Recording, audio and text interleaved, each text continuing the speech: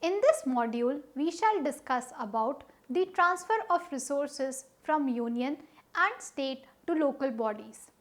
In our daily life, we need such basic facilities as health, education, drinking water, sanitation, drainage, solid waste management, etc.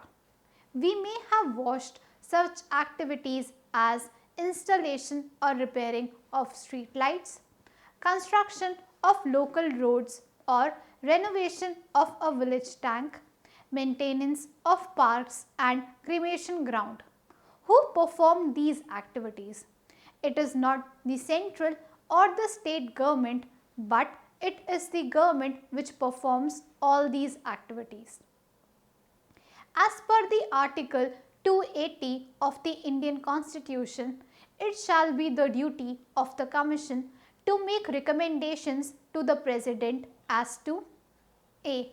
The distribution between the Union and the states of the net proceeds of taxes which are to be or may be divided between them under this chapter, and the allocation between the states of the respective shares of such proceeds. B. The principles which should govern the grants in aid of the revenues of the states out of the Consolidated Fund of India. C. Any other matter referred to the Commission by the President in the interest of sound finance. In India, the central and state legislatures are responsible for law making. The central and state governments are responsible for the implementation of laws and policies, and the judiciary interprets laws. Subjects are divided between the centre and the state on the basis of the union, state and concurrent list. The centre is responsible for subjects that fall within the union list. The states for those subjects which fall in the state list. And both the centre and the states are jointly responsible for subjects that fall within the concurrent list. There are several subjects such as education and health which states are responsible for, as they are included in the state list, but might not have the resources to address adequately. The centre can provide additional resources to meet challenges in these sectors. One of the ways it does this is through establishing centrally sponsored schemes, CSS. The government has also centrally sponsored schemes, CSS, are special purpose grants or loans extended by the central government to states to encourage and motivate state governments to plan and implement programs that help attain national goals and objectives. Centrally sponsored schemes now form a major part of the central assistance, CA, given by the centre to states to implement the state plans.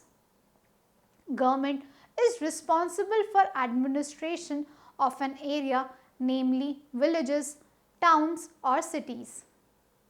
The local bodies in India is categorized into two categories. The local bodies established for local planning, developmental activities and administration in the rural areas are known as rural local bodies or panchayats, and the local bodies established for local planning, developmental activities and administration in the rural areas are known as urban local bodies or municipalities.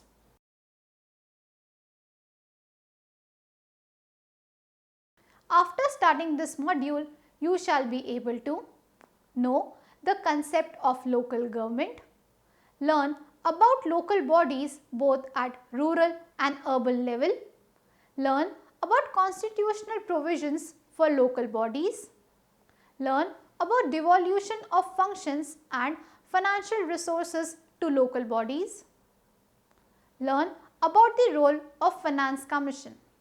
let us now discuss about the rural local bodies.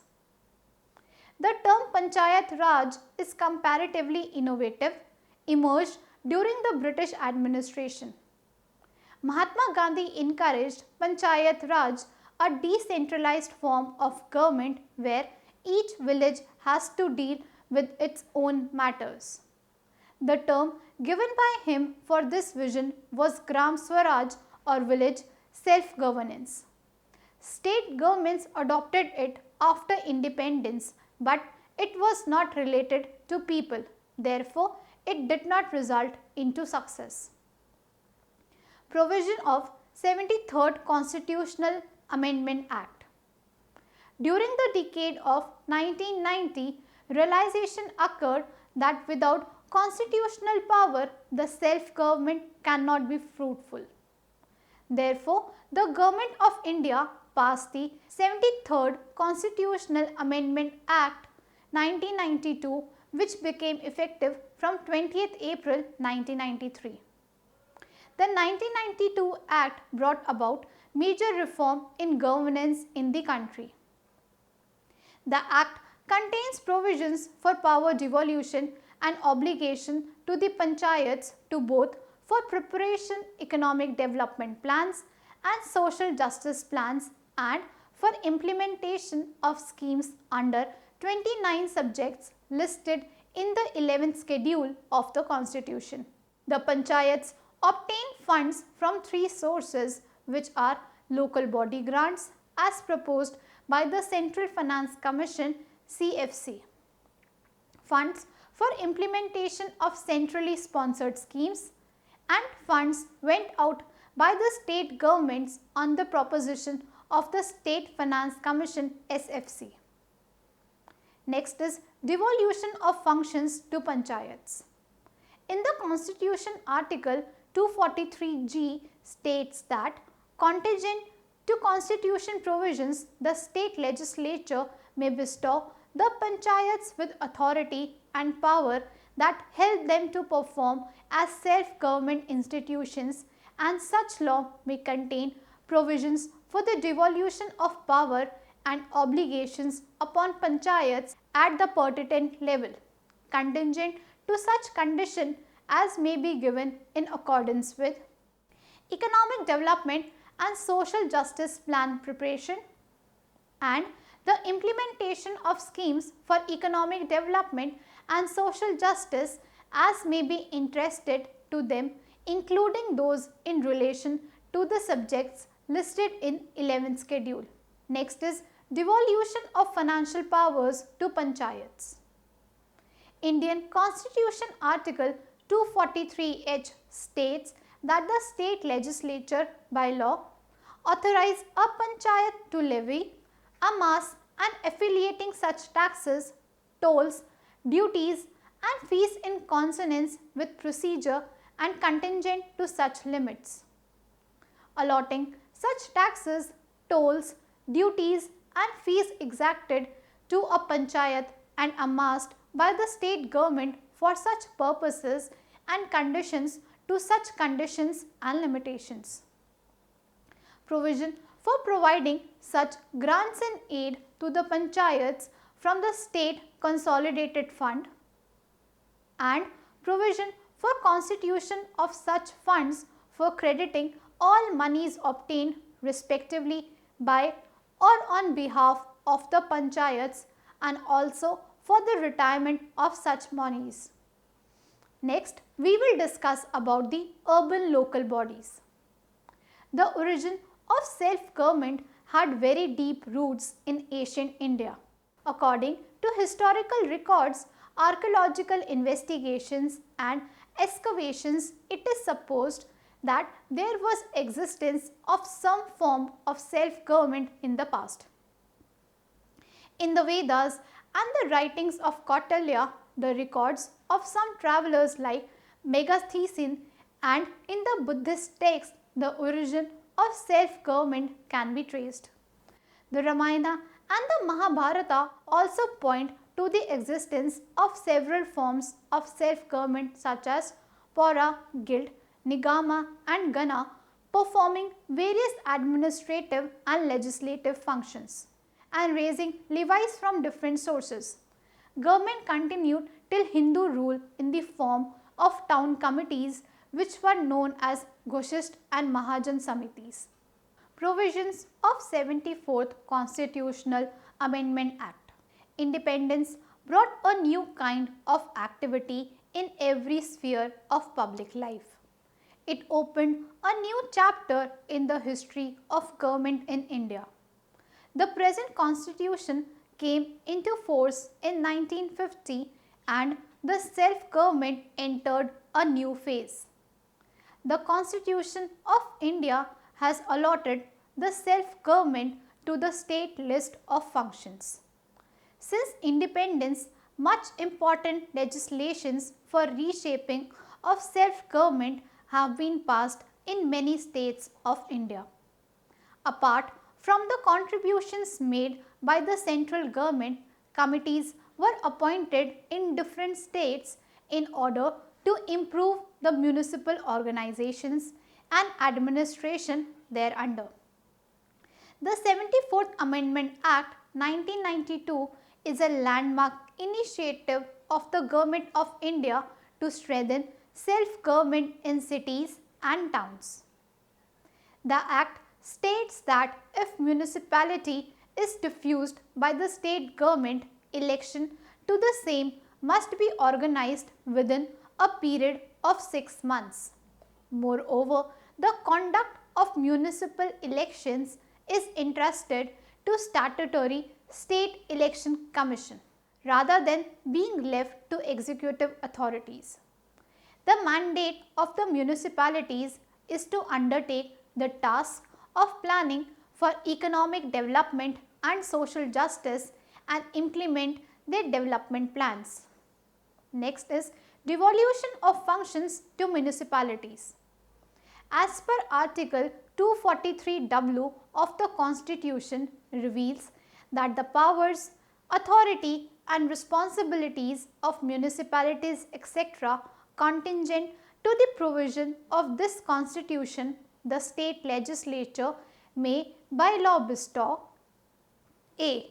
The municipalities with such powers and authority as may be required to empower them to perform as institutions of self-government, and such kind of law may be inclusive of the provisions for the power devolution and obligations upon municipalities, contingent upon such conditions as may be laid down therein with regard to the preparation of plans for economic development and social justice, the functional performance and the implying the schemes which are conferred to them containing those in liaison to the 12th schedule listed subjects.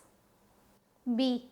The committees with such kind of powers and authority as may be required to empower them bearing the obligations entrusted to them, which include those in liaison to the 12th schedule listed matters.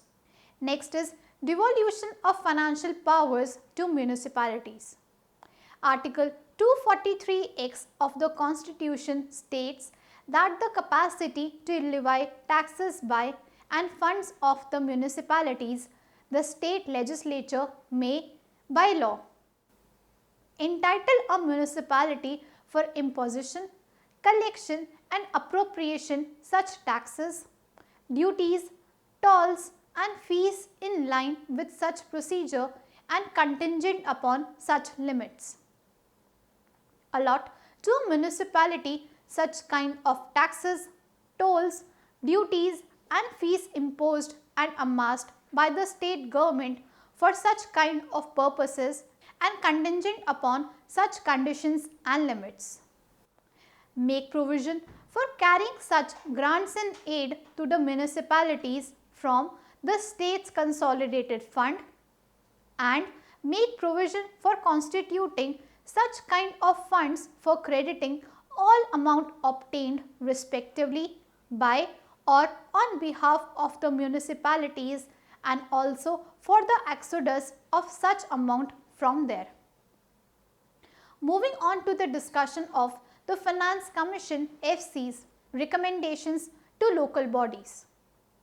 The Finance Commission FCX recommended a grant of rupees 4,380.93 crores for panchayats, predicted at the rate of rupees 100 per capita for the rural population according to the 1971 census.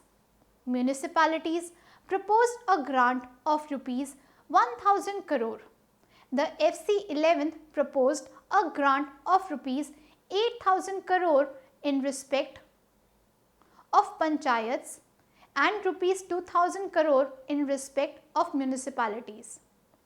The FC12 assigned grant of rupees 20,000 crore in respect of panchayats and rupees 5,000 in respect of municipalities.